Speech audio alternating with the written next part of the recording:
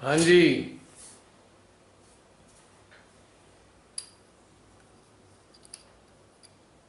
बताइए कैसा रहा चिंतन। जय श्री माता जी। जय श्री माता दी। सुंदर रहा, अच्छा लगा। ना तो आसक्ति लगी ना विरक्ति लगी। और ऐसा जरूर लगा कि आशीर्वादित तो है। और माँ ने हमें उन श्वेतांबरा प्रज्ञा से भी नवाजा है कि हम इन सब चीजों को महसूस कर सकते हैं, हमारी चेतना। और जब प्रकृति के साथ और आपने पूछा कि क्या हम परफेक्ट हुए हैं, तो परफेक्ट तो नहीं हुए, लेकिन उसकी भी कोई ऐसे ग्लानि या ऐसा कुछ नहीं लगा, क्योंकि आशीर्वादित है, माँ के जिसमें है, माँ की कृपा दृष्टि में है। तो माँ हम बच्चों पे कार्य कर रही है, तो उसके लिए कोई चिंता भी नहीं हुई। जी। और अगले जन्म की भी कोई इच्छा नहीं हुई। बहुत बढ़िया बात है। तो बस ऐसा ही लगा।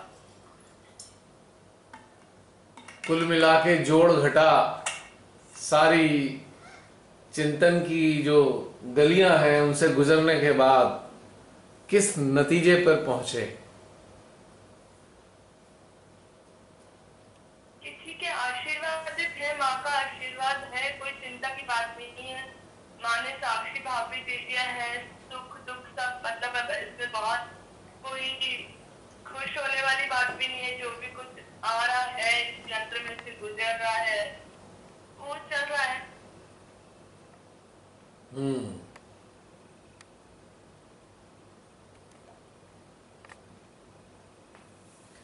इस दौर से गुजरते हुए कहीं कोई विचार आया? विचार किस तरह का? कैसा भी, यानी यकीनन नहीं तो विचार जो पर है, लास्ट में, हाँ। विचार जो हम जिसे ये जो शब्द है विचार, बेसिकली इसको हम संसार से ही जोड़ते हैं। संसार का तो कोई विचार नहीं आया है, पर आत्ममंथन तो चल ही रहा था। जैसे प्रश्न उत्तर आ रहे थे, मन में भी गए, सब कुछ वो देखा किया, अपने बाह्य अस्तित्व को भी देखा, आंतरिक अस्तित्व को भी देखा। तो ऐसा कुछ, मतलब ठीक है, अच्छा लगा, ठीक है। ठीक है। आशीर्वाद तो है ही है। हाँ, सुंदर है। तो मतलब इस संसार को सुंदरता से देखने की माँ ने दृष्टि दे दी, तो उस सुंदरता को कोई एक्सपीरियंस किया। पहले तो लगता था, बहुत कुछ लगता था। क्या क्या लगता था? हाँ, मतलब वो, जैसे जब वो आज्ञा से पार नहीं हुए थे, रिसरेक्शन नहीं हुआ था, अपनी प्रतिक्रियाएं, इंकार प्रतिक्रिया, ये सब कुछ भी समझ भी नहीं आता था ना। जी। मतलब इतनी माँ के साथ इतने सालों में ये यात्रा की, तो अब वो एक माँ ने मतलब हमें सुंदर दृष्टि तो दे दी कि सब में सब तरफ सुंदर देखो, और साक्षी भाव में रहो। और बहुत प्रेम, और वो वाला, ना तो अपने अस्तित्व के साथ, या वो भी ऐसा नहीं लगा। ना आसक्ति लगी ना विरक्ति लगी। संभाव। हाँ जी।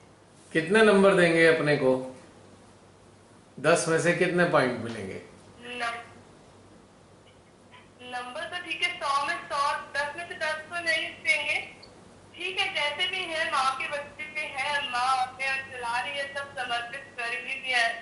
पर हाँ, कम भी नहीं देंगे, डिस्टिंक्शन से तो ऊपर है। फिर भी कितना देना चाहेंगे?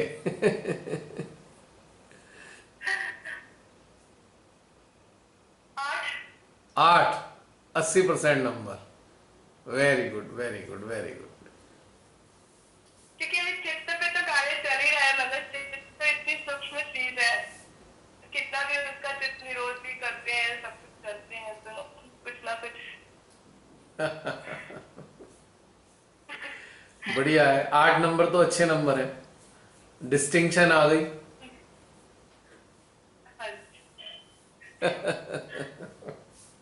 और कुछ कहना चाहेंगे सबके लिए, कोई संदेश? बस माँ को धन्यवाद, और माँ की एक एक जो माँ का शब्द है और लाइन है, उनको ना हम अच्छे से समझे और अपना आत्मावलोकन करें तो बहुत कुछ हमें मिलेगा जी माँ के पास आके। जी जी जी। और अगर हम अपना चित्त बाहर दुनिया पे रखेंगे तो फिर नहीं भी मिलेगा। अरे चित्त ही शक्ति है, माँ ही चित्त है, निर्विचारिता, निराविचारिता, अविचारिता सब माँ के चरणों में है। मतलब वो विश्वास करने खुद से भी और सहयोग से भी, उतना दृढ़ विश्वास हम सब लोगों को होना चाहिए। और जब वो होगा, क्योंकि माँ ने अपनी अमृतवाणी में भी एक बार कहा है, मतलब पहले इससे नहीं समझ आता था छोटी छोटी चीजें, कि अगर कभी थोड़ा सा भी डर भी आया, शक भी आया, तो भी वो आपके मूलाधार को पकड़ता है। तो मतलब ये सब सूक्ष्म चीजें हैं, शुरुआत में नहीं समझ आती, पर हाँ अब समझ आती है, मतलब ठीक है। तो अपने बाहरी अस्तित्व और भीतर के अस्तित्व को, ठीक है, काम चल जाएगा, काम कोई दिक्कत नहीं है उससे। हाँ चल जाएगा वो। फिर माने वो पहले 2 बार पहले यात्रा भी करवा दूंगी कि हाँ ठीक है, जो फ्लाइट से आ गए उनको ये अनुभूति भी हो जाए कि हाँ अभी उनको पता तो हो वो कहाँ पहुंच गए हैं। वो सब चीजें भी माने बता दिया आपके माध्यम से बहुत सारी, तो इसलिए अभी बहुत सही है सब। यदि हम अपने दोनों अस्तित्वों को स्पेक्ट्स के दो शीशे माने, एक बाहर का अस्तित्व है हमारा, एक भीतर का अस्तित्व है, उनको दो ग्लास माने एक स्पेक्ट्स के, तो संसार को कैसे देखते हैं? नहीं वो एकाकारिता ही होनी पड़ेगी, मतलब एक ही आत्मा से चश्मे से देखना पड़ेगा, बाहर और भीतर अब कुछ अलग थोड़ी। नहीं नहीं, मैं इसे दोबारा रिपीट कर रहा हूं। हमारा जो स्पेक्ट्स है, ये जो चश्मा है हमारा, उसका एक लेंस बाह्य अस्तित्व का है और दूसरा लेंस भीतर के अस्तित्व का है। इन दोनों अस्तित्वों से हम संसार को कैसे देखते हैं? बस वो ड्रामा है, एक नाटक के जैसे ही देखते हैं, ठीक है वो चल रहा है, और फिर बस अपने अंदर से कुछ ऐसा ऊंच नीच ऊपर नीचे भी होता है, तो बस अंदर से एक आवाज आती है कि जिस तरह से शिव ने शक्ति का खेल देखा था, अब तुमको भी शक्ति का खेल देखना है।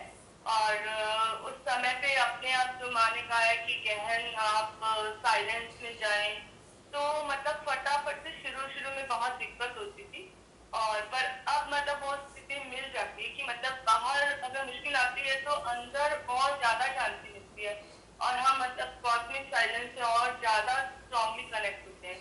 तो अब ऐसा नहीं लगता कि क्यों आ गई ये कोई सिचुएशन, ठीक है आ गई, और शक्ति नहीं देखना है, शक्ति का खेल है, और अपने शांत बैठो।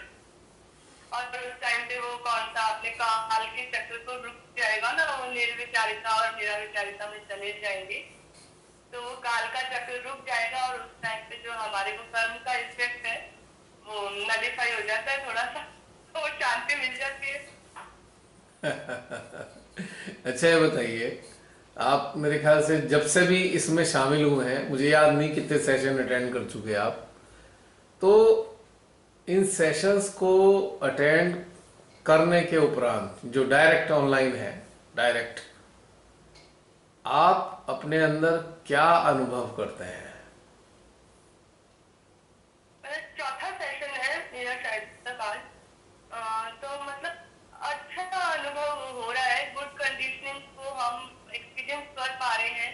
और वो जो मतलब पहले ऐसे कुछ चीजें समझ में नहीं आ रही थी, हर कोई आदमी अलग ही चीज बोल रहा होता है, तो अब अपने अंदर का गणेश तत्व भी, मतलब अपनी माँ कुंडलिनी भी वो चीज को समर्थन देती है, जो आपके साथ हम सामूहिकता के साथ और सब अनुभव करते हैं।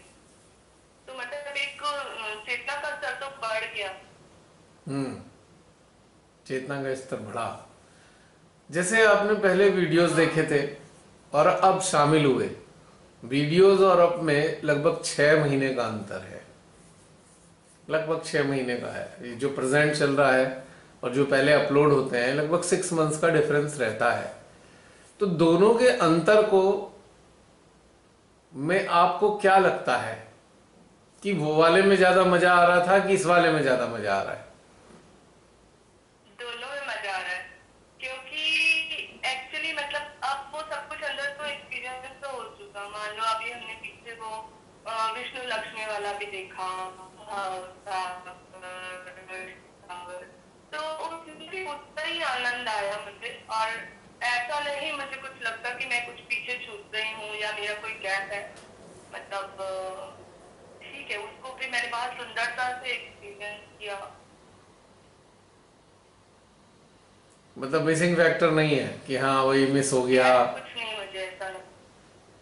क्या कभी ऐसा लगता है कि हाँ हाँ हाँ, ऐसा कुछ क्या कभी ऐसा लगता है कि काश और 2 साल पहले जुड़ जाती, ऐसी फीलिंग आती है? नहीं। नहीं, ऐसे भी नहीं आती, क्योंकि शायद मैं 2 साल पहले उस स्थिति के लिए तैयार भी नहीं होंगी। जब मेरी वो स्थिति बनी तो माँ ने मुझे अपने आप जोड़ दिया, और इतनी तेजी से जोड़ा। मतलब वो तो मैंने आपको फर्स्ट सेशन में ही बताया जी था कि जी जी। कैसे 2 घंटे में ही कैसे काम हुआ। जी। बस सिर्फ माँ के चरणों में एक शुद्ध इच्छा रखी थी कि अगर अब यही मेरा रास्ता है तो फिर कहाँ से नंबर आएगा, क्या होगा, कैसे होगा, वो सब मैंने तो कुछ नहीं किया। बहुत सुंदर, बहुत सुंदर, बहुत आनंद आया आपकी बातें सुन के, आपके जो भाव हैं। और एक चीज महसूस की कि हाँ, भीतर में जो आपके एक ललक है, उस ललक के अनुरूप जरूर कुछ घटनाक्रम घटित हो रहा है जिसके कारण आनंद आ रहा है। वो भी माँ की कृपा ही है, अपना तो कुछ है नहीं। नहीं, वो तो है, पर महसूस हो रहा है। ऐसे ही लगता है ना आपको कि हाँ यही चाहिए था मुझको? मुझे जब ध्यान से जुड़ी हाँ तो शायद मुझे यही चाहिए था, ऐसा फील होता है। हाँ, बिल्कुल बिल्कुल। चलिए, बहुत अच्छा लगा आपकी बातें सुनकर। और आपकी जो बातें हैं ढेर सारे लोगों को निश्चित रूप से आनंद प्रदान करने वाली हैं। जो व्यूअर्स हैं 6-7 महीने धन्यवाद। बाद के, मुझको लगता है उनको भी आपकी हाँ जो जी। स्पष्ट बातें हैं बहुत आनंद देने वाली हैं। और कहीं ना कुछ आपको, आपकी बातों से उनको कुछ ना कुछ निश्चित रूप से प्राप्त होने वाला है। क्योंकि हमने देखा है कि जो लोग साधना से जुड़ते हैं, मैं समझता हूं कि लगभग 95% कंफ्यूज रहते हैं। एकदम कंफ्यूजन है, पूरी तरह कंफ्यूज रहते हैं। क्या करना है पता नहीं, क्या मिलेगा ये भी नहीं मालूम, कहाँ पहुंचेंगे ये नहीं पता, ये होगा कि वो होगा, कि ऊपर स्थिति आएगी कि नहीं आएगी। जबरदस्त कंफ्यूजन देखा है मैंने 95% लोगों के अंदर। और उसी से बड़े प्रकार के भ्रम पैदा हो रहे हैं, बहुत प्रकार के भ्रम पैदा हो जाते हैं। स्वयं के प्रति आशंकाएं रहती हैं कि रास्ता तो पकड़ लिया है, क्या हम में काबिलियत है इस चीज को प्राप्त करने की या नहीं है, क्या हम कोई गलती तो नहीं कर रहे हैं जो सारी देवी देवताओं की खिलाफत हो रही हो, जो जीवन जी रहे हैं कहीं ऐसा तो नहीं हमसे कुछ ऐसा हो रहा हो जो उन देवी देवताओं को पसंद ना है। कोई फियर फैक्टर एग्जिस्ट करता है ज्यादातर लोगों के अंदर, फियर है, बिना बात का फियर। अब परमात्मा हमारे माता पिता हैं तो उनसे भी कोई डर के रहता है क्या? मेरे कभी समझ में नहीं आया भगवान से डरे क्यों? क्यों डरे ईश्वर से? हम कोई, वो हमारे शत्रु हैं कि हम उनके शत्रु हैं? और ऐसा हमने क्या कर दिया, ऐसा हमने क्या कर दिया है जो हम, वो हमें सजा देने वाले हैं? क्यों देंगे हमें सजा? अगर हम उनके बच्चे हैं और ना समझी में हम कहीं ना कहीं गड़बड़ कर रहे हैं, समझ नहीं पा रहे हैं, साधना की चीजें समझ नहीं आ रही, तो कोई बात नहीं, अवसर देंगे, हमें कोई रास्ता बताएंगे, कोई रास्ते पे ले जाएंगे जिससे हमें समझ में आ जाएगी वो चीजें। इसके लिए इतना परेशान होकर दुखी होने की क्या जरूरत है भाई? अब 2 साल का बच्चा ये देखकर दुखी हो जाए कि हाय मैं कब बड़ा होऊंगा और कब मुझे ये सब पढ़ना आ जाएगा और कब जो है मैं उस योग्य बनूंगा, कभी कोई नहीं सोचता। 2 साल का बच्चा वो तो बस आनंद लेता है, जिस उम्र में है उसका मजा लेता है वो। और शायद कहीं ना कहीं हम भी वही बच्चे हैं इस रास्ते पर चलने में। हमें आनंद लेना चाहिए, इतना डरे सहमे घबराए क्यों जरूरत है इन सब चीजों की। कर लेंगे अपने आप ठीक। अब बच्चा कोई सही सही नहीं काम करता है तो वो ठीक कर देती है माँ उनके सामने, बच्चे के सामने जाकर। बच्चा गंदे कपड़े पहन के घूम रहा है, उसे पता ही नहीं है कि गंदे हैं, तो माँ कपड़े बदल देती है नहला धुला के, कोई बात नहीं। तो हम भी तो वैसे ही है, क्यों हम इतने टेंशन में रहे लगातार। ये चीज मैंने महसूस की कि इसकी कोई आवश्यकता ही नहीं है ना। बिल्कुल और कुछ कहना चाहेंगे? नहीं सर, हो बहुत गया। बहुत धन्यवाद। श्री माता जी को अनंत अनंत कोटि नमन। चलिए, और कोई अन्य?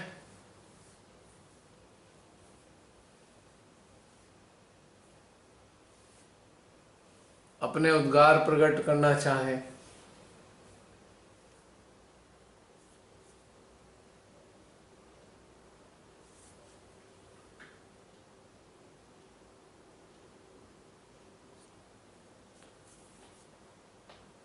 ऐसी माता जी भैया, जय श्री माता दी प्रियंका। बहुत ही अच्छा सेशन रहा। नंबरिंग तो नहीं दूंगी पर कुछ ऐसा था ही नहीं, मतलब बात के और अंतर बहुत बहुत हद तक कुछ भी नहीं रहा, क्योंकि कोई ग्लानि नहीं, कोई डर नहीं, बहुत सारे खत्म हो गया। लेकिन वही कहता 7 या 8 के करीब होंगे हम हम्म। नंबरिंग में।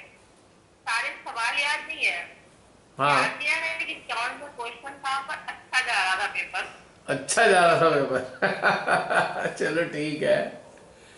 फिर भी पेपर दे के आते हैं तो कुछ तो लगता है ना, इतने नंबर तो आ जाएंगे, इतना तो करा है होमवर्क।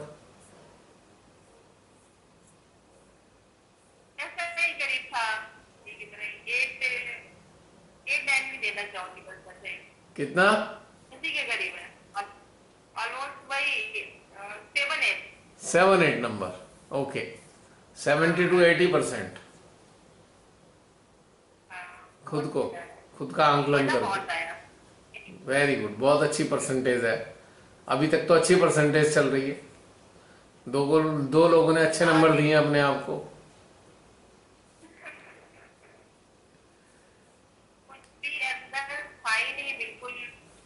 एक ही चीज हमें पता है, हम हैं और अंदर में भी सीमा, बाहर भी सीमा, एकदम दोनों एक जैसे हो गए हैं।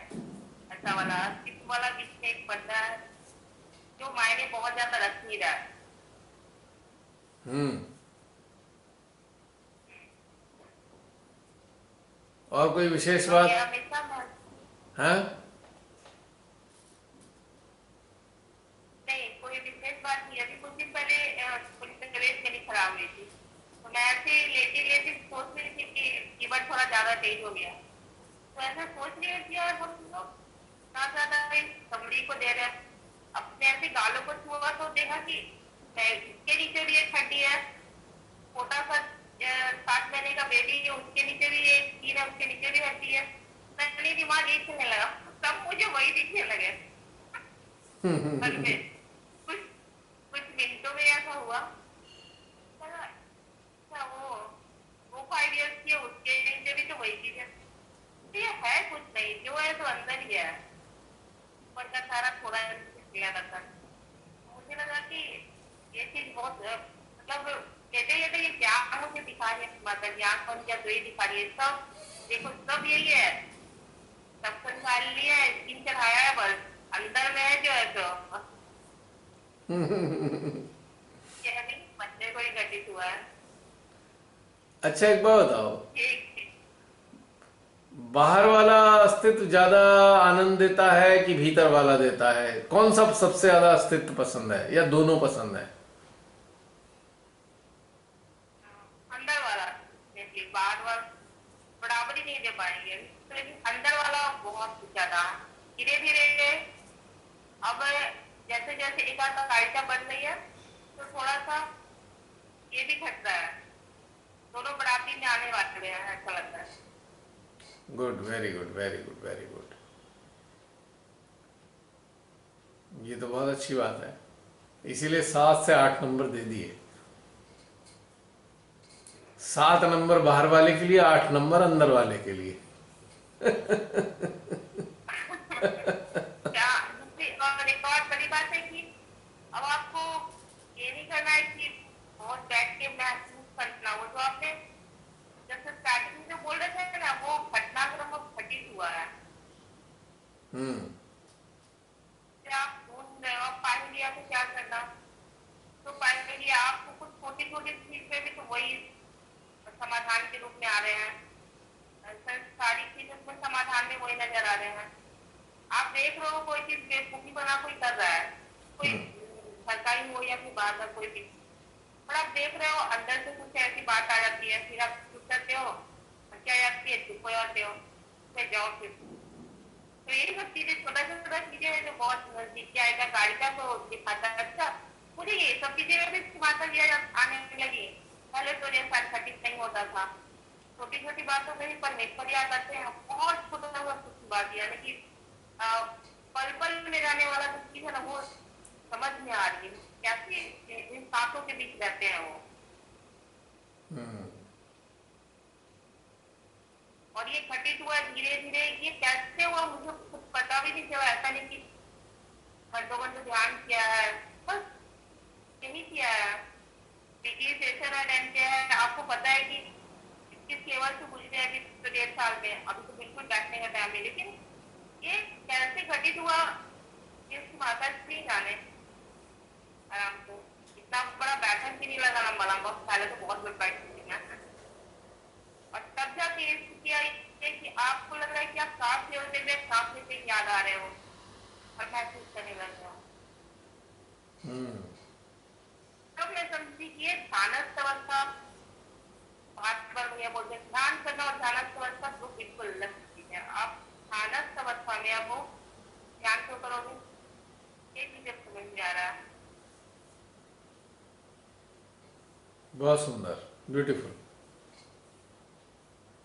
ये तुमने बहुत सही बताया कि ध्यान से जुड़े थे, अब ध्यानस्थ अवस्था का आनंद ले रहे हैं, अब करना कुछ है नहीं।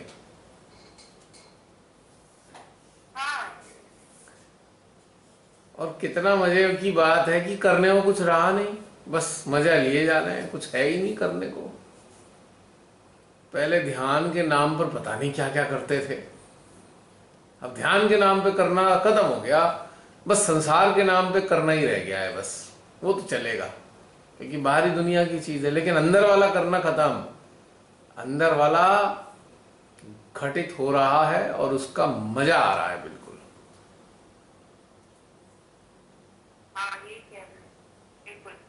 जैसे पहले जमाने में गर्मी पड़ती थी तो हाथ में पंखा पकड़कर झलना पड़ता था हाथ से, तब थोड़ी सी शांति पड़ती थी। अब तो एसी ऑन हो गया, अब झलना वलना कुछ है नहीं, ऑटोमेटिकली ठंडक दे रहा है एसी। करने को कुछ रहा नहीं ना, पहले पंखा चलने में भी बहुत टाइम लगता था। मुझे याद है नींद आ रही है बहुत जोर से, हाथ का पंखा चला रहे हैं, चलाए जा रहे हैं, तो कभी नींद लग गई तो पंखा एक तरफ गिर गया, फिर गर्मी लगी फिर हाथ चलाना शुरू कर दिया, तो ये पूरी पूरी रात ऐसा सिलसिला चलता रहता था। मुझे याद है अच्छी तरह, काफी पहले कुछ होता नहीं था पंखे शंखे, अगर कहीं एक आध पंखा है अभी तो लाइट नहीं होती थी, तो हाथ वाले पंखे वो लकड़ी वाले बहुत चलते थे। याद है वो पंखे, तो जैसे हाथ वाले पंखे। एक्चुअली में क्या होता था उस टाइम, लाइन तो थी पर जैसे लाइन कट गई, इन्वर्टर नहीं है, हाँ, तो अगर 2-3 लोग सोए हुए हैं तो क्या आधे 2 घंटे मैं पंखा चलूं, तुम पंखा चलो हम तक करके अपने में बहन भाई बांट लेते थे।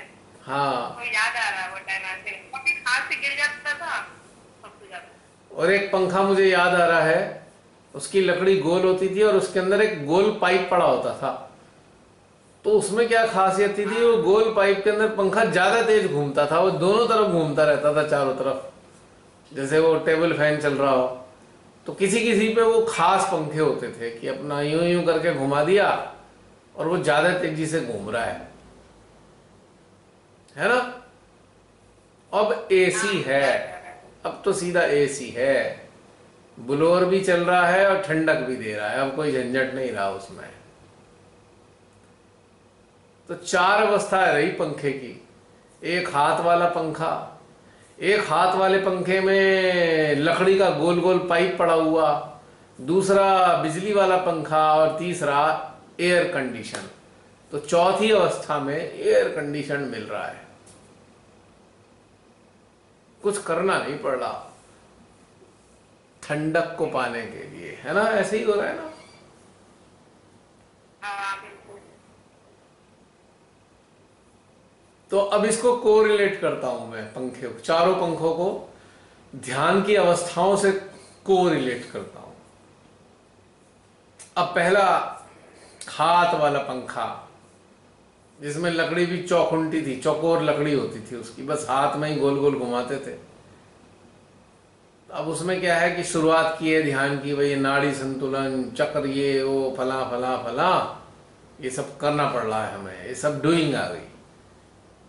बैलेंस करना, मतलब बैलेंस करना, बैलेंस कर रहे हैं, तब जाके थोड़ी ठंडक मिल रही है, देख रहे हैं अच्छा आ गया क्या, वाइब्रेशन आ गए, अच्छा ठीक है, फिर चले गए, फिर पंखा चलना शुरू कर दिया, फिर आ गए, फिर थोड़ी देर में चले गए, फिर पंखा चलना शुरू कर दिया। तो पहले ये चलता था, फिर दूसरी स्थिति आई कि चलो भाई बैलेंसिंग का झंझट छूटा, तो ऑटो बैलेंसिंग पे आ गए, यानी कि हृदय और सहस्त्रार में ध्यान करने लगे। तो गोल लकड़ी वाला पंखा जो है थोड़ा सा ज्यादा देर तक चल जाता था, एफर्ट कम करना पड़ रहा है। पहले वाले पंखे में ज्यादा ताकत लगानी पड़ रही है, एफर्ट ज्यादा है। दूसरे में गोल पाइप पड़ा हुआ है, तो उसमें थोड़ा सा भी घुमा रहे हैं तो ज्यादा जोर जोर से घूम रहा है। अब यह है कि वो बैलेंस का चक्कर छोड़कर हृदय और सहस्त्रार से बैलेंस हासिल हुआ। फिर जब थोड़ा सा हृदय सहस्त्रार से कनेक्ट होने के बाद वाइब्रेशन आने लगे, वो वाइब्रेशन देर तक रहने लगे थोड़ा। अब तीसरी अवस्था आ जाती है। तीसरी अवस्था क्या आती है कि हम इसके साथ साथ जो है थोड़ा थोड़ा विचारों से भी हट रहे हैं, यानी कि पंखा चल गया, विचार हट गए हैं। विचार के हटने से जो रहे सही एफर्ट है वो भी खत्म हो गए।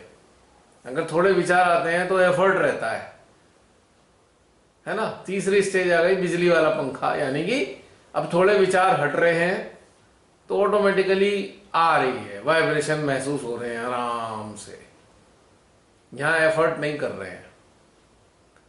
अब इसके बाद चौथी अवस्था आती है कि विचार तो गायब हो ही गए, हमें ही नहीं पता हम हैं कहां पे तो ऐसा लग रहा है बस उसमें उस वाले जोन में पहुंच गए हैं जहां शीत ही शीत है, यानी कि हिमालय वाली स्थिति में आ गए।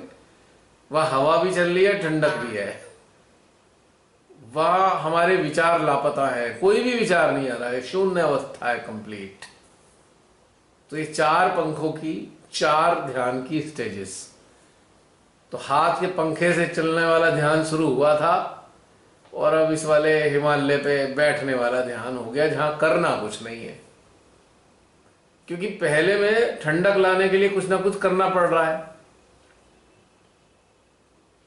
अब चौथी स्टेज में कुछ नहीं करना पड़ रहा, क्योंकि बैठे ही हिमालय पे है तो ठंडक तो है, और उस पे भी तुर रहा है कि थोड़ी बहुत हवा भी चल जाती है, तो ठंडी ठंडी हवा भी आ रही है और ठंडक भी है। अब चूंकि दोनों चीज अपने आप हो रही है, करना कुछ नहीं पड़ रहा, तो बस आनंद ही आनंद है, आनंद ही आनंद है। और इसके बाद एक पांचवी अवस्था आती है। चौथी अवस्था में तो लगता है हम हिमालय पे हैं, और पांचवी अवस्था में तो लगता है हिमालय ही हमारे अंदर है तो 5 स्टेजेस हो गई ठंडक की या पंखे की, है ना?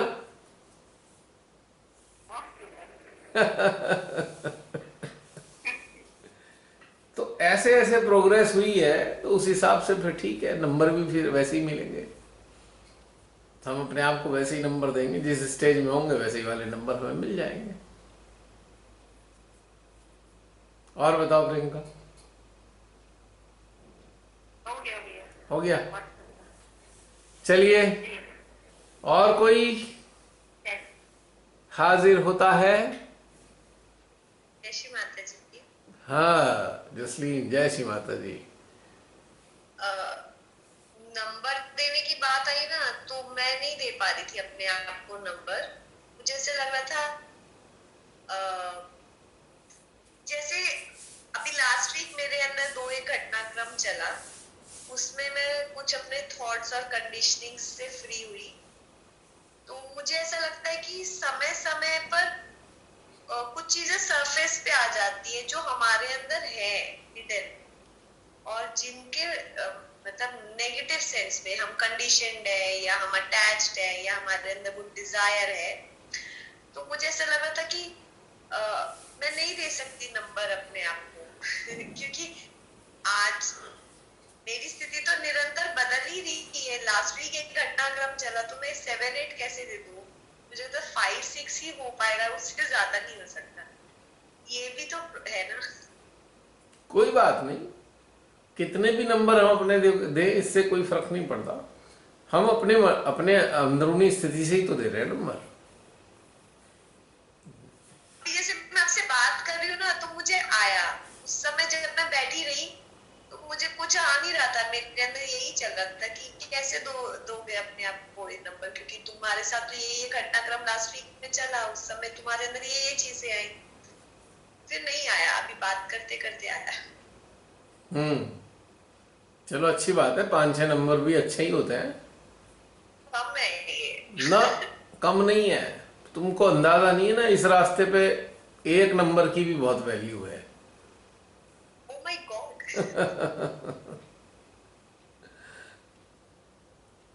और एक चीज हुई, जैसे आपने बोला कि हाँ विचार नहीं चल रहा है, मतलब आप अविचारी अवस्था में फोर्थ वाली स्टेज में। तो जैसे आप ये बोल रहे थे, ये वाली स्थिति तो चल रही है, पर ऐसे लग रहा है अच्छा वो स्थिति आ गई, हम आ चुके हैं उस चीज में। मतलब ये अनबिलीवेबल वाली बात लग रही है। हमको गिफ्ट मिल गया जिस चीज के लिए हम बन रहे थे, ऐसे कि ये सिर्फ सुन रहे थे ऐसे कब होगा ऐसे लग रहा था, और ये जी रहे हैं आज, और रियलाइज नहीं हुआ कि ये जीने लग रहे। जब रियलाइज हुआ तभी तो नंबर दिए अपने आप को। बिना रियलाइज हुए नंबर कैसे दोगे? है ना। यस। बहुत बढ़िया, वेरी गुड। और कुछ कहना चाहते हो? नहीं, दैट्स इट, थैंक यू। चलिए, आज तो सब लोग ये एक्सपेक्ट कर रहे होंगे जितने मौजूद हैं, कम से कम सामने आके नंबर तो दे ही दें अपने आप को। चलिए नेक्स्ट वन।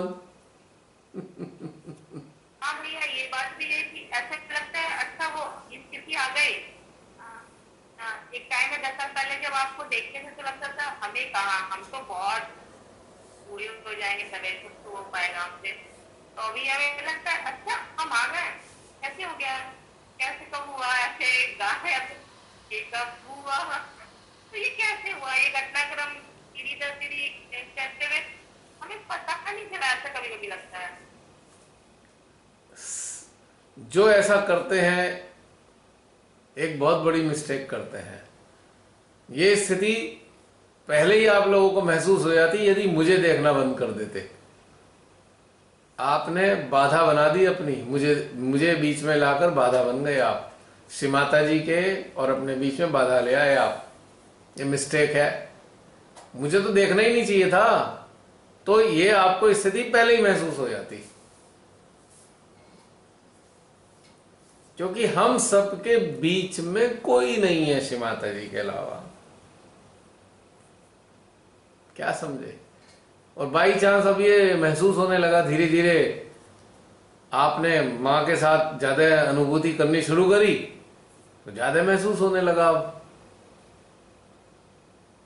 तो ये मिस्टेक की, जो भी कर रहा है मिस्टेक कर रहा है। किसी दूसरे सहजी को देख रहा है अगर वो, तो मिस्टेक कर रहा है। और जो स्थिति आज है वो स्थिति पहले भी थी, पर चूंकि बीच में ले आए, किसी को भी बीच में ले आए, तो फिर वो अनुभव नहीं हो रहा। नहीं, आप नहीं समझ पाए मेरी बात। समझ गया, मैं समझ के ही बोल रहा हूं। आपको बहुत मेहनत कर, ना ना, मैं समझ के ही बोल रहा हूं पूरी तरीके से। आप वो तो तुम बिना बोले समझ जाएंगे।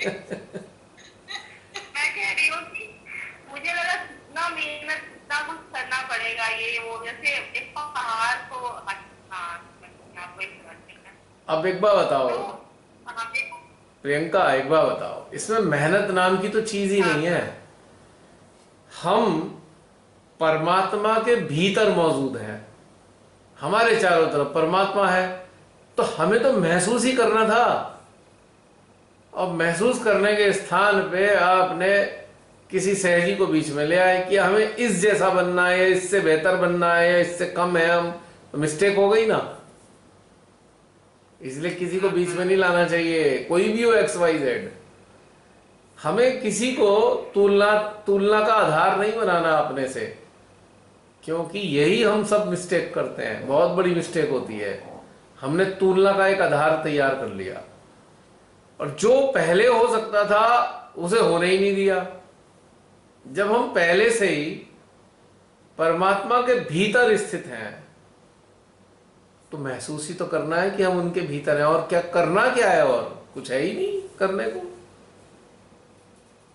पर वो ट्रांसफॉर्मेशन दिख नहीं रहा था अपना, खुद के खुद का जो डे टू डे लाइफ है उसमें दिखता है ट्रांसफॉर्मेशन, अपने में दिख रहा है, लोगों को दिखता है। ये अब क्यों हो रहा है? दिख दिख इसलिए नहीं रहा था, तो किसी को आगे कर दिया ना, तुलना करनी शुरू कर दी, इससे गड़बड़ हो गई। लेकिन अब समझ में आया कि नहीं करना है, तो इसलिए समझ में आ गया।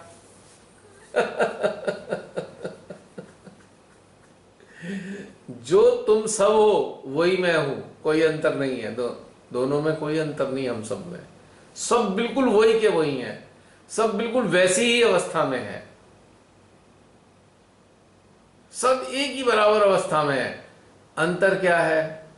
कोई तुलना कर रहा है, कोई बिल्कुल तुलना नहीं कर रहा है। जो बिल्कुल तुलना नहीं कर रहा है उसको परमात्मा ज्यादा नजदीक महसूस होंगे, या लगेगा परमात्मा ही तो है, बाकी कुछ है ही नहीं।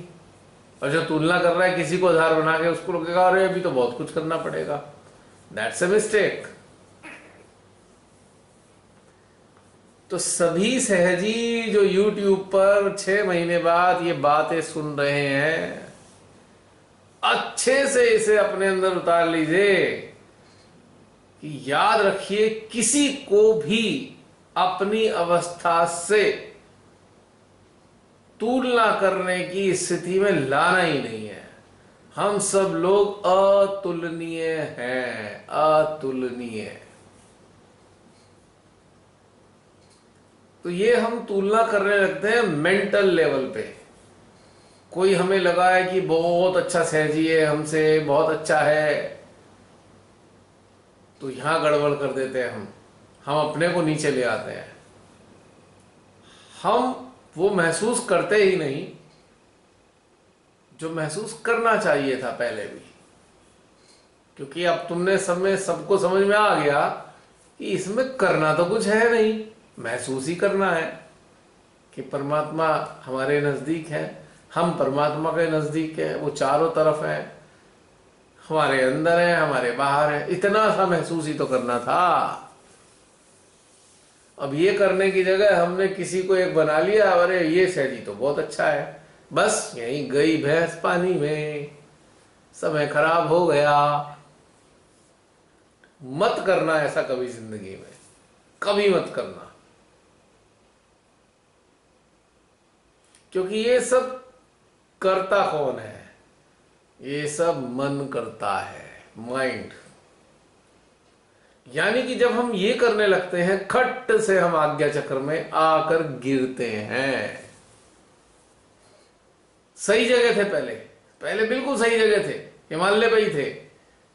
जैसे ही तुलना करी, खट से आज्ञा में आके गिर गए नीचे, आज्ञा की खाई में गिर गए, खाई में। समझ में आई बात? ये कभी मत करना।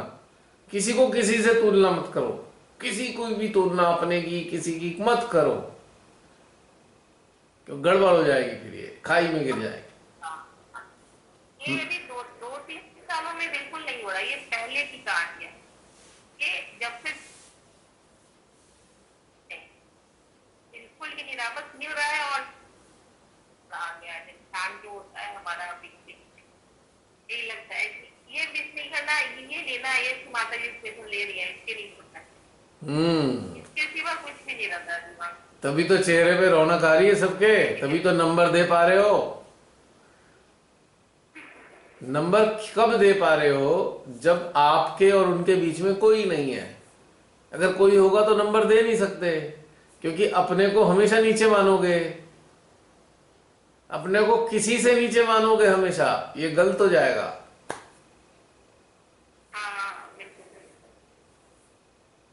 ये बहुत पहले आपने बहुत साल पहले बताया, हम मुझे नहीं लगता 10 जब भी शायद पहली बार मिले तो बोला आप तुम्हारे और सीमा तो के बीच में कोई भी नहीं आना चाहिए, कोई भी मीन कोई भी नहीं। ये है। लाइन मुझे कभी से क्या है, ये लाइन आप बस इसी में सेट बोले। अब इसका एक उदाहरण दूंगा। हम सब लोग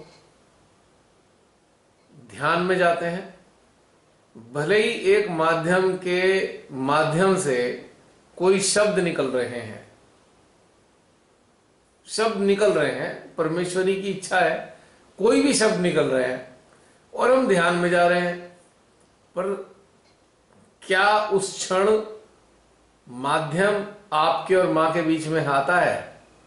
नहीं होता, केवल आप होते हो और मां होती हैं। तो जब उस ध्यान की यात्रा से वापस बाहर निकलते हो तो फिर क्यों ले आते हो उसे बीच में? उस वक्त तो कोई था नहीं।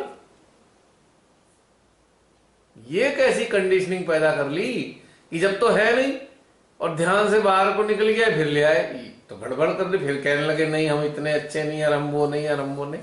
ये मिस्टेक है। ये पॉइंट समझ में आ गया? फैक्ट है, फिर रिपीट कर रहा हूं, जब हम ध्यान की यात्रा में हैं तो हम हैं और परमेश्वरी हैं, और कोई है ही नहीं, दूसरा तीसरा पर्सन है ही नहीं बीच में। दूर दूर तक उसका कोई विचार नहीं, दूर दूर तक उसकी कोई स्मृति नहीं है। आप हो और मां है, और जब उस दौर से गुजरते हो फिर उठा के ले आते हो बीच में। ये क्या बात हो गई भाई? ये है पॉइंट की बात समझने के लिए।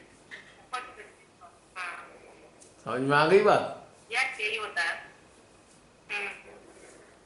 पूरा तो जो ध्यान की अवस्था में हम आनंद ले रहे हैं, उसी अवस्था को यथावत यात्रा के बाद भी मेंटेन करना चाहिए।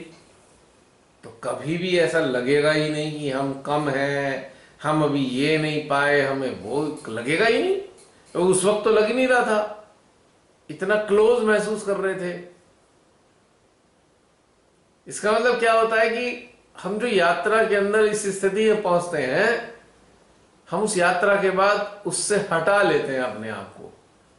हमें हटाना बाद में भी नहीं है, बल्कि ऐड करते जाना है। हर हफ्ते का और ऐड कर लिया, और नजदीकी ऐड कर ली। पहली बार जो नजदीकी महसूस करी, उसमें नजदीकी को मल्टीप्लाई करना है, हटाना तो है ही नहीं। जैसे गुल्लक में रोज एक सिक्का डालते हैं, तो हम निकालते थोड़ी है उसमें से, डालते ही चले जाते हैं, डालते ही चले जाते हैं, गुल्लक बढ़ती ही जाती है। तो हम जो इस यात्रा में स्थिति को प्राप्त करते हैं, उसको हटाना ही नहीं है कभी भी। उसी के साथ जीना है, उसी के साथ जिए चले जाओ लगातार, उसी अवस्था में रह के संसार के सारे काम करो। तो आपको हैरानी होगी कि हर बार ऐड होता चला जाएगा, माइनस तो होना ही कुछ नहीं है इसमें। अभी तक सब लोग 8 दे रहे हैं नंबर, कोई 7 दे रहा है, कोई 6 दे रहा है, तब 100 में से 100 ही दोगे, यानी कि 10 में से 10 ही दोगे, क्योंकि घटना तो कुछ है नहीं, ऐड ही हो रहा है। पॉइंट क्लियर हो गया? और कभी किसी को बीच में मत लाओ।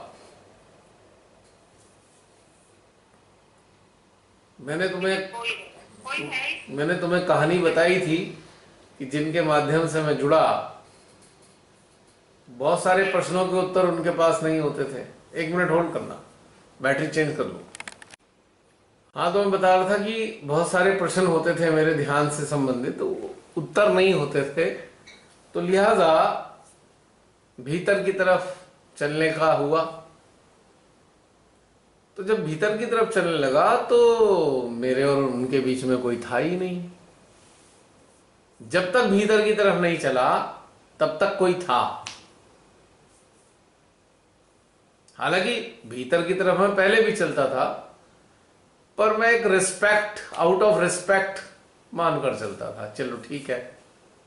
लेकिन फैक्ट ये था कि जब वो प्रश्नों की खोज में, प्रश्नों के उत्तर की खोज में अपने भीतर चलना शुरू किया तो वहां मुझे कोई नजर ही नहीं आया।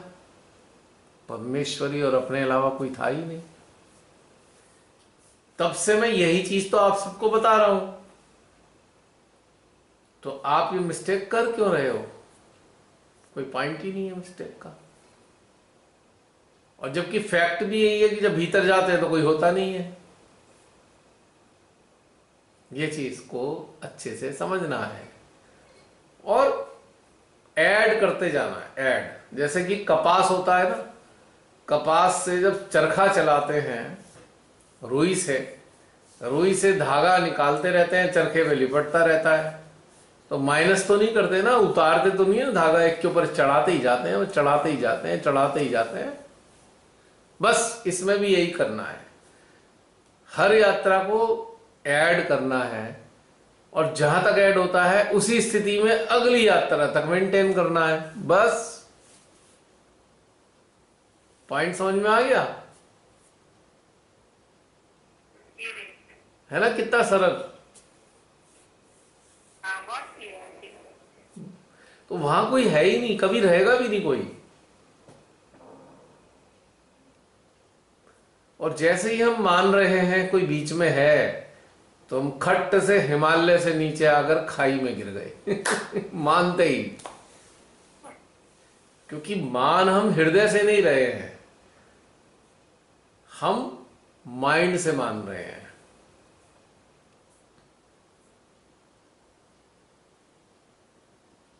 और यदि हम हृदय से मान रहे हैं तो फिर तो बीच में वैसे भी कोई नहीं है, क्योंकि जिसे आप मान रहे हो बीच में वो तो था ही नहीं कभी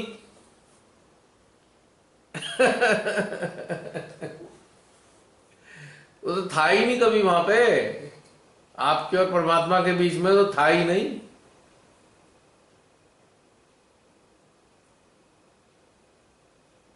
लग रहा था आप लोगों को। तो ये चीज बहुत इंपॉर्टेंट है समझने के लिए, है ना? क्लियर हो गया? बहुत बड़े से क्लियर हुई ना, बहुत अच्छे से। तो कारवां है ये, कारवां में सब शामिल है, चले ही जा रहे हैं बस। तो यात्रा है कारवां वाले फॉर्म में, सभी चल रहे हैं जब, तो बीच में है कौन? आगे अटक ही नहीं रहा कोई भी, सभी चल रहे हैं जब। और सब चल रहे हैं और अपनी अपनी स्पीड पे चल रहे हैं, तो कोई किसी के आड़े तो आ ही नहीं रहा। चल सब वो भी रहा है, चल वो भी रहा है। और जो इसकी स्पीड स्लो है, आप मान लो कोई धीरे चल रहा है, चल वो भी रहा है तब भी, तो धीरे धीरे चलने वाला क्या करता है? थोड़ा साइड हो जाता है। तेज चलने वाला है थोड़ा आगे निकल जाता है, पर वो कारवां से पार कभी नहीं जाता। इतना ही होता है, कारवां का आगे वाला छोर और कारवां का पीछे वाला छोर, बस उसी बीच में बना रहता है, वो बाहर नहीं जाता कारवां से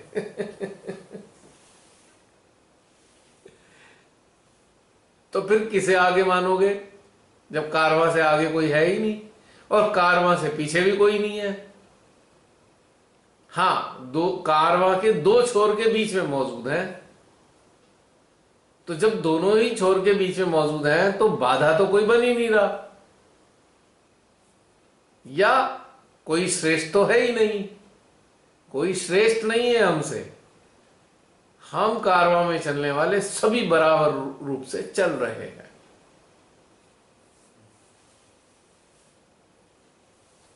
क्यों?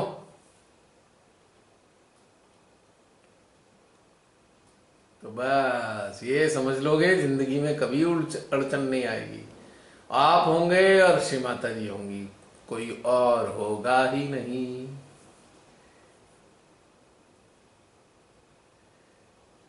क्लियर हो गया बहुत प्रियंका? बार आपने बहुत सारे हाँ क्लियर हो गया। बहुत सारे एग्जाम्पल से क्लियर किया है काफी बार। हम्म। अरवा वाला क्योंकि अगर कोई भी ला रहा है किसी को तो अपने आप को भ्रमित कर रहा है। हर कोई परमेश्वरी के उतने ही करीब है जितना करीब लाने वाले को रब मानते हो। कोई अंतर नहीं है करीबी में। बस यही सरल सी बात है। क्योंकि हम मेंटल लेवल पे मान रहे हैं, इस कारण से हम समझ नहीं पा रहे। इस चीज को छोड़ दो, फिर देखो मजा ही मजा है। अभी जो आप 7-8 नंबर दे रहे हो, 8 नंबर दे रहे हो, 5 नंबर दे रहे हो, सीधा आंकड़ा 10 का ही जाएगा। 10 में से 10, 10 में से 10, हर बार 10 में से 10, हर स्तर पे 10 में से 10। है ना? क्लियर हो गया? चलो मेरा एक क्वेश्चन। हाँ बोलो जसलीन। मेरा कंपैरिजन तो मेरे से ही हुआ। जैसे मैंने देखा कि मेरे में तो ये चीज एग्जिस्ट कर रही है, जैसे तो उसमें कैसे हमने अपने आप को कम नंबर दिए? कोई बात नहीं, जो है पूछ रही हूँ मैं। जो है वो भी बाधा थोड़ी है। बाधा वो भी नहीं है, वो भी एक प्रक्रिया अंदर चल रही है, उसको भी बाहर आना है।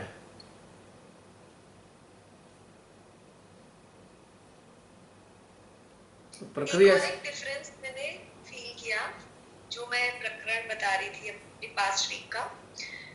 मतलब मेरा हार्ट रिकग्नाइज कर रहा है ये ट्रूथ नहीं है, या ये मेरे अंदर से नहीं आ रहा, पर मेरा माइंड वो मुझे नेगेटिव ऑप्शन दे रहा है, अटैचमेंट का, ईगो का और कंडीशनिंग का। तो ये रिकग्नाइज कर पा रहे थे बट खुद से छुड़ा नहीं पा रहे थे। ये वाली चीज हुई मेरे साथ कि वो पॉपअप आता है ना, नोटिफिकेशन आता है मोबाइल में, तो वो दिख रहा था ये आ तो रहा है, हट भी नहीं रहा, और ये मेरे अंदर की फीलिंग नहीं है, ये मेरे सरफेस से आ रहा है। क्योंकि जसलीन ये खुद के प्रयास से हो नहीं सकता क्लियर। ओके। अब जैसे हमारी बॉडी में एक बैक्टीरिया चला गया, तो क्या बैक्टीरिया को अपनी उंगलियों से पकड़ के बाहर निकाल सकते हैं? बताओ। नहीं। तो कैसे बाहर निकलेगा वो? हमारे शरीर की प्रतिरोधक क्षमता एक ऐसी स्थितियां पैदा करेगी कि बैक्टीरिया धीरे धीरे धीरे धीरे अपने आप खुद ही बाहर आ जाएगा। हम चिमटी से पकड़ के बैक्टीरिया को नहीं निकाल सकते। तो ये सटल फॉर्म में कैसे होगा? ये अपने आप ये ऐसे होगा, ये ऐसे होगा जो चारों तरफ मां है, जितनी इंटेंसिटी से उन्हें महसूस करते जाएंगे उतने बैक्टीरिया वायरस बाहर निकलते जाएंगे। बस सबके ही निकलते हैं, और सबके ऐसे ही निकलते हैं, कोई स्पेशल तो है नहीं। ओके। समझ में आ गई बात? आ गई। क्योंकि मैं ये सोच रही थी कि अब दिख भी रहा है और मुझे अच्छी फीलिंग नहीं आ रही थी कि ये मेरे अंदर एग्जिस्ट कर रहा है, या मेरे को समझ भी आ रही है फिर भी ये एग्जिस्ट कर रहा है, और पर इंटेंसिटी उस चीज की कम हो रही थी। आज जैसे मैं फ्री बहुत हो गई थॉट से और मैं जॉयस फील कर रही हूँ, तो I could feel the difference also. और ये पहले भी हुआ है इतने सालों में कि हम बहुत सारी चीजों से धीमे धीमे मुक्त हो गए। बहुत अटैच थे, बहुत कंडीशन थे, तो धीमे धीमे जो स्थितियां थी, इंटेंसिटी थी, वो कम हुई है। अब इसका एक उदाहरण और दूंगा। हमें कारपेट है, कारपेट दिखाई दे रहा है, हमारे पास कारपेट है, दिख रहा है, हम आंखों से भी देख रहे हैं उसमें डस्ट बहुत है, पर हम चिमटी से पकड़ के डस्ट नहीं निकाल सकते। उसके लिए तो वैक्यूम क्लीनर ही चलाना पड़ेगा। ओके। वैक्यूम क्लीनर जब चलेगा, वो सारे उसके सेल्स के अंदर जितने भी उसके पोर्स हैं, उसके अंदर जितनी डस्ट है वो खींच लेगा। तो ये वैक्यूम क्लीनर कौन है जो हमारे चारों तरफ है? माता जी। ये अपने आप खींच लेंगी और खींचती आ रही है लगातार। जी। अब अभी तक खींच क्यों नहीं पाए कि आप ये काम खुद करने में लग रहे हो, उन पे नहीं छोड़ रहे। अब तो आ गया, ऐसे देखा ना ये वाली चीज मेरे अंदर, ये चीज चली, मैंने कहा श्रीमाता जी ये हटा दो, मैं नहीं जी डील कर सकती। हम क्या करते हैं मिस्टेक क्या करते हैं, हम डस्ट तो आइडेंटिफाई कर ली, पर उंगलियों से डस्ट के कण नहीं पकड़े जा सकते, ना चिमटी से पकड़े जा सकते। अगर चिमटी से एक कण आ भी जाएगा तो दिखेगा नहीं कौन सा पकड़े, तो हमें माइक्रोस्कोप लगाना पड़ेगा। माइक्रोस्कोप से हमें दिख भी जाएगी वो डस्ट, फिर भी हमारी चिमटी की पकड़ में नहीं आने की, क्योंकि ये हमारा काम ही नहीं है निकालने का डस्ट, वो वैक्यूम क्लीनर का है। और वैक्यूम क्लीनर चलता कैसे है ये तुम सबको मालूम है। जब ये खिंचाव होते हैं सहस्त्रार और हार्ट में, तो समझ लेना वैक्यूम क्लीनर चल रहा है। इस चलते वैक्यूम क्लीनर में अड़चन मत डालो, करने दो काम इसको अपना। ओके। वैक्यूम क्लीनर का मतलब है, दो शब्दों से बना है, वैक्यूम और प्लस क्लीनिंग। यानी कि पहले वैक्यूम क्रिएट करता है, फिर क्लीनिंग करता है। करेक्ट? तो ये जो खिंचाव है ये वैक्यूम बन रहा है, और खिंचाव के साथ जो ऊर्जा आ रही है क्लीनिंग चल रही है। हो गया ना वैक्यूम क्लीनर। तो इसे अपना काम करने दो वैक्यूम क्लीनर को, और कोशिश करो बस ये चलता ही रहे। हमें क्या करना है, हमें ये फील करना है कि चल रहा है, बस हमें और कुछ करना ही नहीं है। ये सारी क्लीनिंग अपने आप होलेगी। डस्ट कितनी भी गहरी क्यों ना हो, धीरे धीरे करके सरफेस पे लाकर इसे क्लीन कर ही देगा। बार बार मैं कहता हूं ना, हार्ट में वैक्यूम बन रहा है, सहस्त्रार में खिंचाव हो रहा है, तो वैक्यूम क्लीनर ही तो चल रहा है। चलने दो इसे।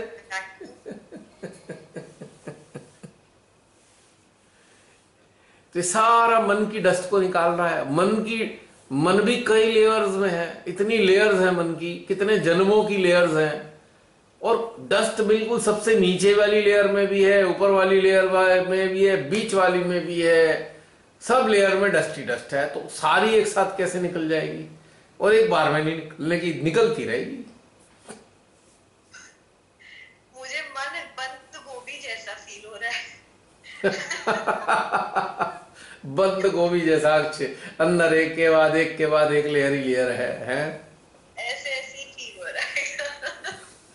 तो कोई बात नहीं। अगर तुम कारपेट को देखो तो उसमें ताना बाना कितनी ज्यादा सघनता होती है, उसके ताने बाने में, उसमें भी लेयर्स होती हैं। मोटे कालीन में कितनी लेयर्स होती हैं, और उसके अंदर सबसे नीचे वाले में डस्ट है। तो वैक्यूम क्लीनर पूरी शक्ति से जब चलेगा तो पहले नीचे वाली डस्ट ऊपर वाली लेयर में आएगी, फिर उससे ऊपर वाली में आएगी, फिर उससे ऊपर वाली में आएगी, फाइनली जब सबसे टॉप पे आ जाएगी तब वो साफ होगी। Point to be noted. So do not go into guilt, never go into guilt कि ये हम ऐसे हैं, हम वैसे हैं, हम इससे अच्छे नहीं, हम उससे अच्छे नहीं। It is all useless, it is all mental, fact नहीं है ये।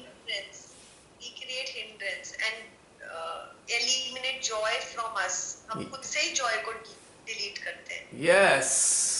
मेरे अंदर तो सबसे प्रॉब्लम ये हो जाती है, हाय अभी भी मेरे अंदर यही चल रहा है, मैं तो ऐसे मतलब थॉट आता है, बताओ जसलीन क्या तुम्हारा स्टेटस है।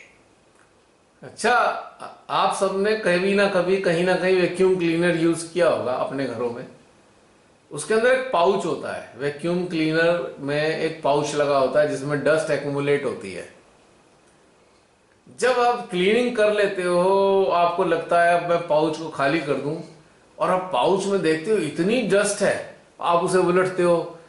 वैसे तो आप उलट रहे हो, गंदा लग रहा है, डस्ट हो रही है, लेकिन आपको दिल में कितना सुकून मिल रहा है। अच्छा, सारा साफ हो गया, सारी डस्ट खींच ली इसने, कितना अंदर संतोष मिलता है। मिलता है ना संतोष? डस्ट देखकर कितनी खुशी हो रही है, निकल आई, चलो डाल दो, अब फिर अगले हफ्ते चलाएंगे, फिर निकालेंगे। अब मैं ऐसे ही करूँ। तो जसलीन, अब निकल गया है। तो जसलीन, हर हफ्ते वैक्यूम क्लीनर चलता है, हर सेशन में, और वो वैक्यूम क्लीनर कलेक्टिव चलता है। एक वैक्यूम क्लीनर सुबह से शाम तक हमारे अंदर चलता है। एक ये होता है भैया अपना अपना घर अपने अपने टाइम पे साफ कर लो, एक होता है भाई टाइम फिक्स है, सब लोग एक साथ घर साफ करेंगे। हाँ जी। तो एक कलेक्टिव हो गया, जिसे हम कलेक्टिव मेडिटेशन कहते हैं। तो बेसिकली ये कलेक्टिव क्लीनिंग प्रोसेस है, जिसमें हम वैक्यूम क्लीनर को एक्टिवेट करते हैं। और जब वैक्यूम क्लीनर एक्टिवेट हो जाता है तब हमें कुछ नहीं करना पड़ता।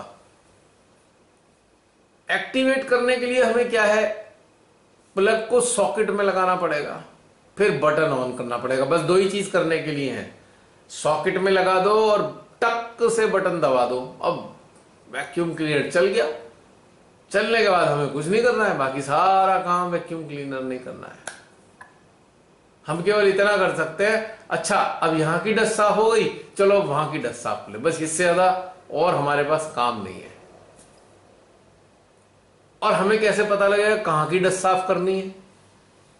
अंदर हमें जहां लग रहा होगा कि यहां डस्ट है तो भैया यहां भी लगा दो उसको। बाकी वैक्यूम क्लीनर का सारा काम है, हमें तो बस डायरेक्शन वैक्यूम क्लीनर के बदलने होते हैं। 3 काम करने हैं। पहला, वैक्यूम क्लीनर को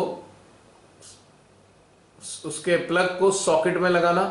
दूसरा, उसका बटन ऑन करना, और बटन ऑन होने के बाद अलग अलग जगह पर उसकी वैक्यूमिंग करना।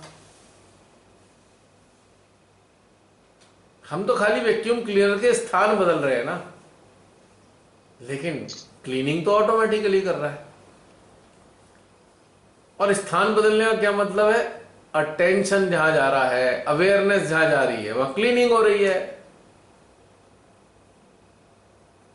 चाहे वो किसी स्थान विशेष की क्लीनिंग हो, चाहे हमारे शरीर के अंदर की क्लीनिंग हो, क्लीनिंग तो हर जगह होगी जहां भी अटेंशन होगा।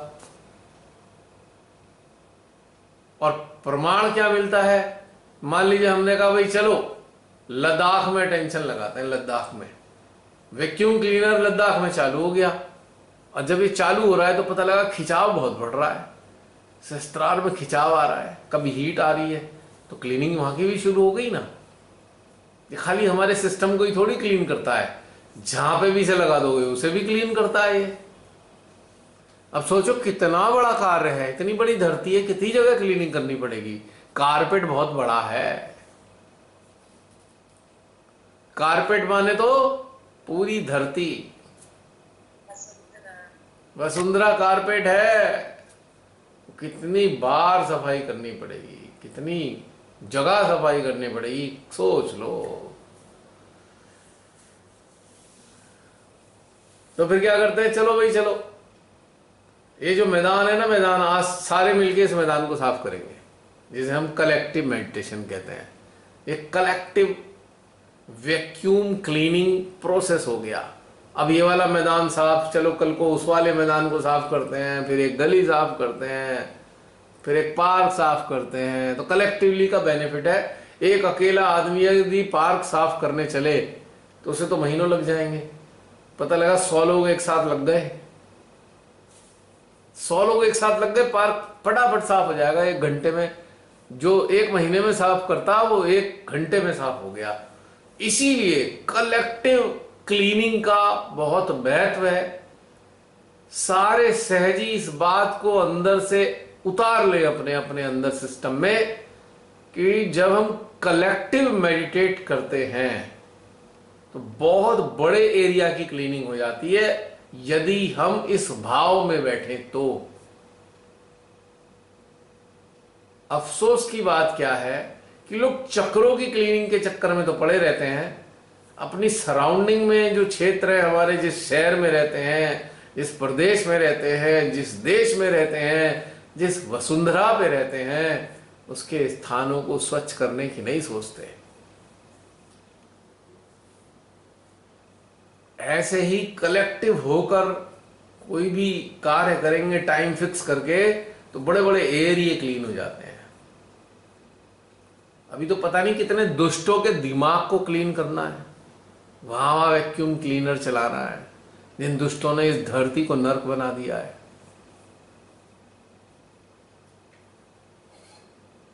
उनके दिमागों के अंदर जितने शैतान, राक्षस, पिशाच, नराधमों के अस्तित्व नैनो फॉर्म में बैठे हैं ना दिमागों में, उन पर भी वैक्यूम क्लीनर चलाना है उनके आज्ञा पे। आप देख रहे हो, आप पिछले 2 साल से कई बार आज्ञाओं की क्लीनिंग भी करते हो डिफरेंट लोगों के, दुष्टों के। तो ये सब वैक्यूम क्लीनिंग हो रही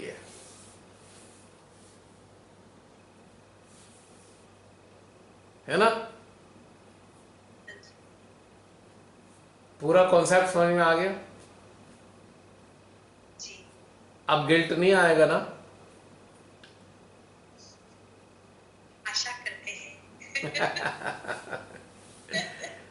बल्कि जब मौका मिले, समय आए, लगे तो खुशी हो के खुल कर और शेयर करो, हाँ हाँ आज मेरी यहाँ की क्लीनिंग हुई, आज यहाँ वैक्यूम क्लीनर चला, आज वहां वैक्यूम क्लीनर। ये वाली शेयरिंग बड़ी मजेदार होंगी। अब ये अंडरस्टैंडिंग जनरेट हो रही है कि हम लोग बन रहे हैं और हम प्रोसेस में हैं, और बहुत जैसे आपने बताया था युगों की चीजें हैं वो आ रही है। ये तो ऐसे लग रहा था इतने साल से जुड़े हैं, कर रहे हैं, अभी भी ये चीजें चल रही है, मतलब हमारे अंदर कोई ग्रोथ नहीं हो रही क्या? ये वाला क्वेश्चन मेरे को लग रहा था। फिर अब वो अंडरस्टैंडिंग जनरेट हो गई, ये चीजें हैं। तो मेरे लिए लगता है कि आपको समझ तो आ रहा है पर आप कर नहीं रहे उस चीज को, इसलिए। चलो और बताओ। एक चीज पूछती थी, जैसे पिछले टाइम आपने कहा था ना, कुछ लोग तो ऐसे भी होते हैं जो समर्पण करते हैं श्री माता जी को, फिर वापस भी ले लेते हैं। तो ये होता है। तो इस चीज से हम कैसे बचेंगे? इस चीज से हम क्या, व्हाट इज द प्रोसेस? इस चीज से ऐसे ही बचना है जैसे मंदिर में जाके मिठाई चढ़ाई और पंडित जी ने जैसी गर्दन घुमाई, फिर उसकी मिठाई उठा के उसमें से अपने थैले में रख ली।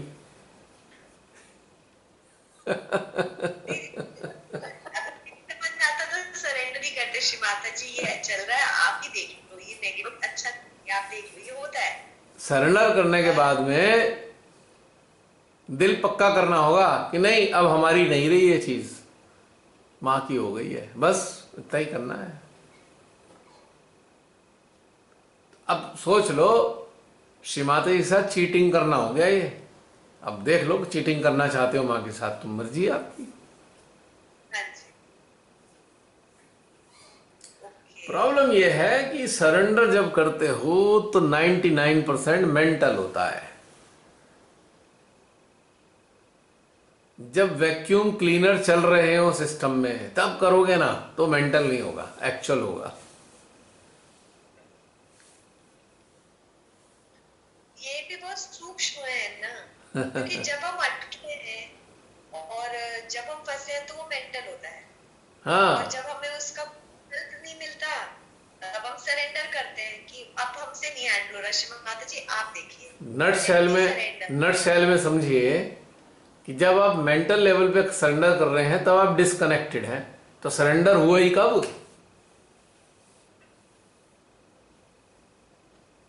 ठीक है, मैं समझ गई आपकी बात। जब अटके हैं इसीलिए तो अटके, मतलब अगर हम कनेक्टेड होते तो हम अटकते ही नहीं ना, फिर सरेंडर भी नहीं होता। नहीं, कनेक्टेड होने के बावजूद भी अटकोगे तो निकाल लिए जाओगे ना।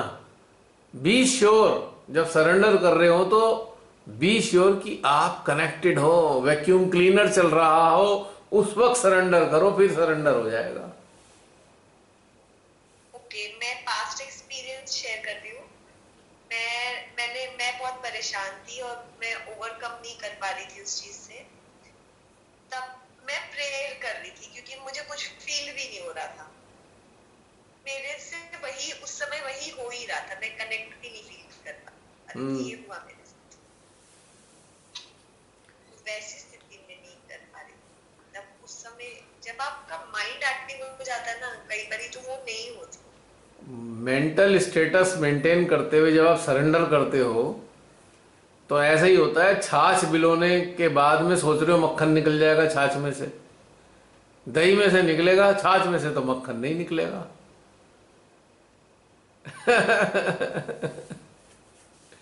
मैं ना आपकी बात अंडरस्टैंड कर पा रही हूँ, बट अभी वो अंदर नहीं उतरा है। तो समझना ये है, जब कनेक्टेड ना हो तो सरेंडर करने जैसा कुछ है ही कार्य करो ही मत, करो ही मत। ओके, उस वक्त काय को झंझट पड़े सरेंडर करने के। ओके, ठीक है। ऐसा होता है ना कि आप किसी की पैसे से मदद करना चाहते हो, बहुत अच्छी बात है, पर मदद करने के समय आपके हाथ में पैसे तो होने चाहिए। हाँ, हवा हवा में कैसे मदद करोगे पैसे से किसी की? हाँ, समझ गई। भाव से नहीं होगा। भाव से तो होगा पर भावनाओं से नहीं होगा। भावनाएं मन से आती हैं, भाव हृदय से फूटते हैं।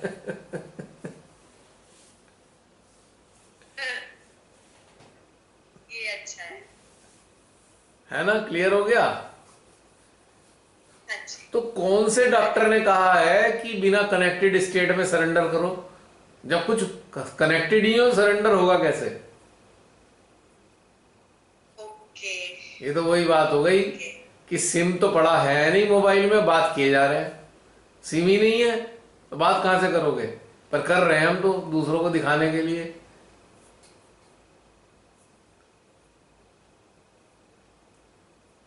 है ना इंटरेस्टिंग बात? बिना सिम के मोबाइल में बात करना किसी से, ऐसे ही डिसकनेक्टेड स्टेट में सरेंडर करना।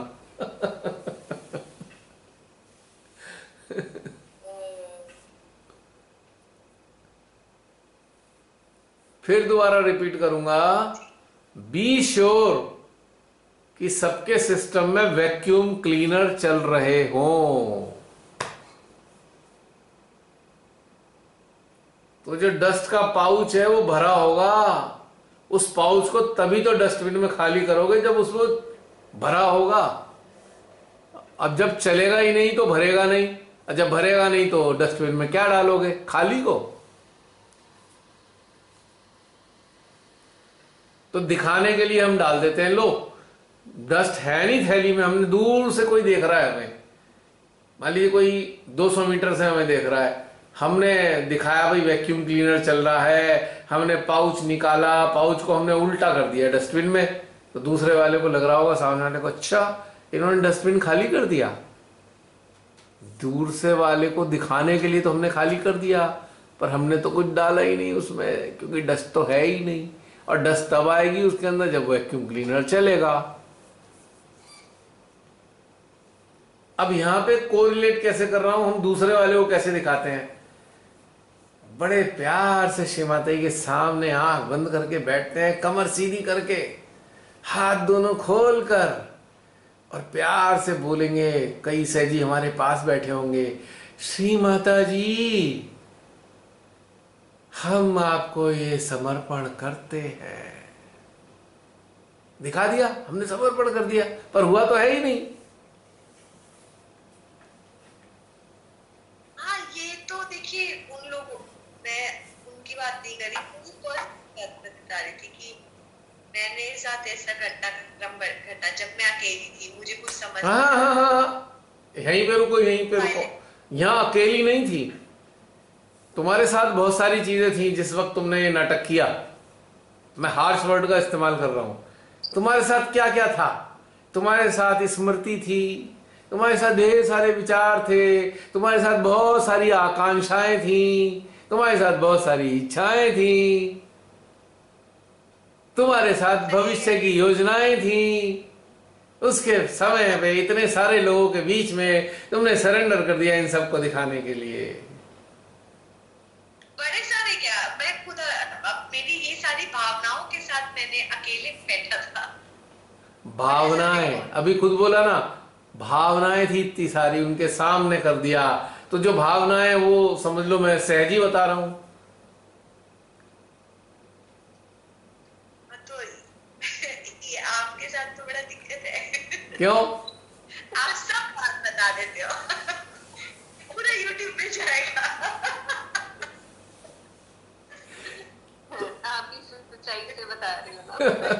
नहीं, तो यही सारी चीजें तो थी। तो That हम is not a problem, but हम इतनी सारी भावनाओं के साथ, इतनी सारी मानसिक कैलकुलेशन के साथ, कैलकुलेशन भी इधर जुड़, गुड़ा भाग भी माइंड में चले जा रहा है, भावनाएं भी हैं, है ना, अपनी सारी इच्छाएं भी हैं, सब चीज लेकर हम इन सब के सामने कह रहे हैं श्री माता जी हम ये समर्पण करते हैं। ये सारे हंस रहे हैं, हा हा हा, कैसे कर सकते हो, हमारे होते हुए समर्पण कर ही नहीं सकते। अच्छा ठीक है, आपको मेरा वो जिस्ट तो समझ में आ गया। हाँ आ गया आ बट गया। अब हम ऐसी स्थिति में जब हम पूरी तरीके से ना मगरमच्छ के बीच में है, मतलब हम नहीं छूट सकते ना, हम नहीं छूट पा रहे हैं। हाँ। और हम माइंड में भी आ गए, तो वैक्यूम में तब जब मगरमच्छों के बीच में हो तो किस पागल ने कहा कि समर्पण करो, तब तो जान बचा के भागो वहां से। कौन सा समर्पण करने की बात है? जब हम पूरे घिर चुके हैं, मतलब भावनाओं में, आकांक्षाओं में, योजनाओं में, मतलब उस चीज से हम तब कैसे निकलेंगे? तो उसी हम वक्त effort भी नहीं कर रहे क्योंकि ना ना ना, उन मगरमच्छों के बीच में से तो पहले भाग जाओ, वरना टांग वांग पकड़ के चबा लेंगे। यानी कि सीधे भागकर सहस्त्रार पे बैठ जाओ, बस कुछ नहीं करना हमें।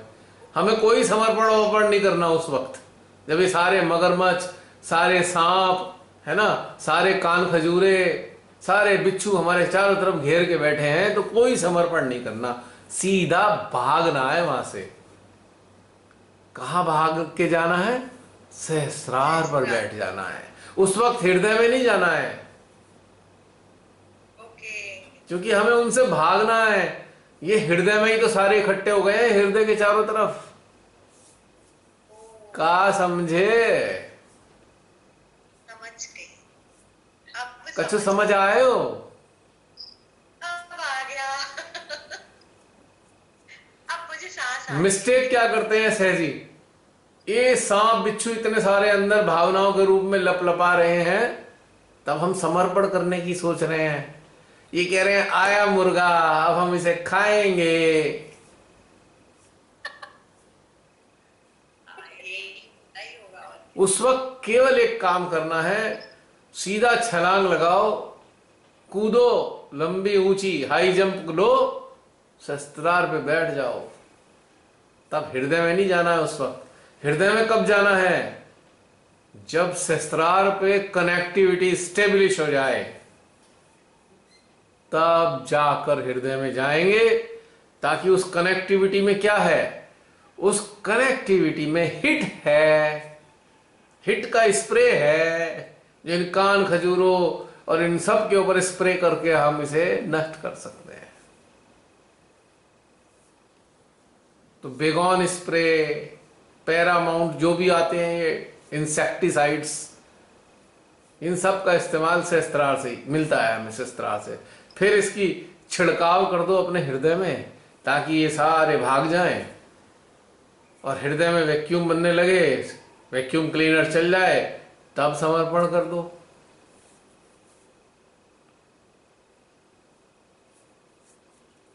भावनाओं रूपी इतने सारे सांप बिच्छू कीड़े कॉकरोचों के बीच में समर्पण कैसे होगा? पहले तो जान बचानी होगी। Got my point? now I have got it completely that I have to be on the sestrar when I am stuck. Yes. Okay, thank you.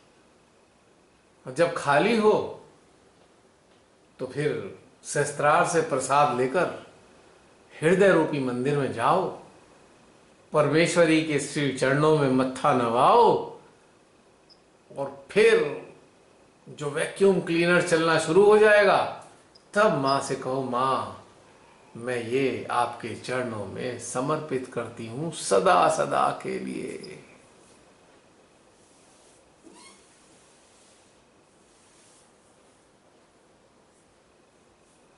है ना, आसान हो गया। हाँ जी।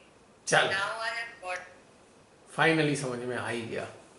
बड़ी सूक्ष्म बात थी और सरल भी थी। तो साथियों, सहज साथियों जो YouTube पर मौजूद हो, आप सभी ये बातें देख भी रहे हैं, सुन भी रहे हैं, आप सब भी इस पॉइंट को अच्छे से अपने अंदर उतार लीजिए कि हम समर्पण क्यों नहीं कर पाते हैं। बस